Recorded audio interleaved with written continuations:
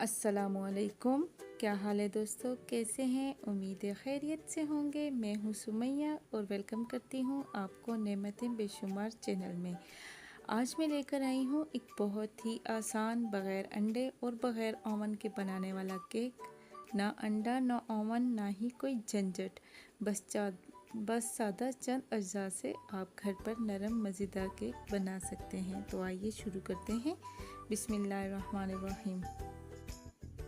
हाँ जी, अब मैंने ले लिया है एक बाउल में 1 कप दूध डालूंगी। नीम गर्म दूध लेना है, आपने ठंडा दूध नहीं लेना।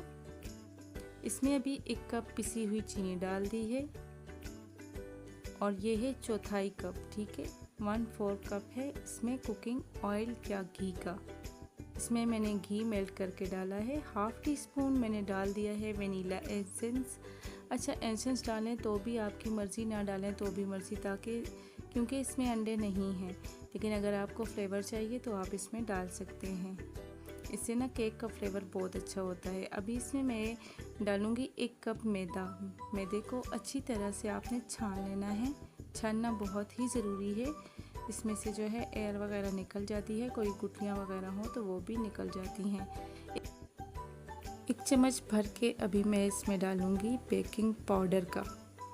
बेकिंग पाउडर ही डालना है आपने, बेकिंग सोडा नहीं डालना। और अच्छी तरह से कर लेना है इसे मिक्स। अच्छी तरह से बीट करना है, कोई भी गुठली ना रहे। तो ये देखिए, ये फ्लफ़ी हो चुका है। अभी जी मैंने ले लिया है केक टिन।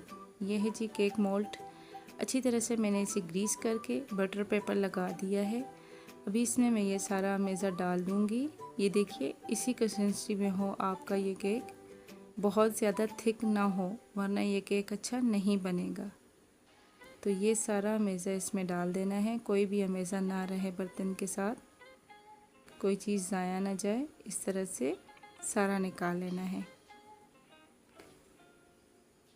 तो ये जी सारा डाल लिया है। अभी यहाँ पे मेरा जो रखा हुआ था ना पतीला, वो अच्छी तरह से हो गया है प्री हीट होने के बाद अभी मैं इसमें रखूँगी ये वाला केक टिन। तो मैंने इसमें रख दिया है मोल्ड। आपने ये ध्यान रखना है कि साइडों से ये केक पतीले के साथ ना लगे। ये जो हमने मोल्ड रखा है ना केक वाला, ये पतीले के साथ ना लगे, साइडों से हटा हुआ हो। तो अच्छी तरह से कपड़ा लगा के ढक्कन पे इसको 45 मिनट के लिए हमने भारी चीज़ इसके ऊपर रख के दम पे रख देना है। तो पूरे 45 मिनट के बाद हम इसे चेक करेंगे कि ये पक चुका है कि नहीं। तो ये जी इतनी ही आंच हो, ज़्यादा आंच ना हो। ज़्यादा आंच हुई तो ये ज़्यादा पकेगा सही नहीं, ज़्यादा जल जाएगा। तो यहाँ पे 45 मिनट हो चुके हैं।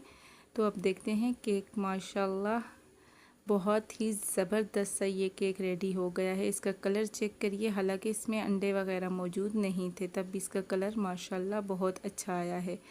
तो ये जी पक चुका है अच्छी तरह से। तो इसे मैं निकाल लूँगी, ये आसानी से निकल जाएगा। बहुत ज़्यादा गर्म है, थोड़ी मुश्किल हो रही है। तो ये देखिए जी माशाल्लाह बहुत ही ये जो है फ्लफ़ी है। मैं आपको चेक करवाती हूँ, ये देखिए बहुत फ्लफ़ी बना है। तो मैंने जो है ना वीडियो को थोड़ा शॉर्ट किया है। ज़्यादा लॉन्ग वीडियो देखने के लिए ना टाइम नहीं होता और ज़्यादा लॉन्ग वीडियो देखी भी नहीं जाती, तो मैंने इसलिए शॉर्ट वीडियो बनाई है।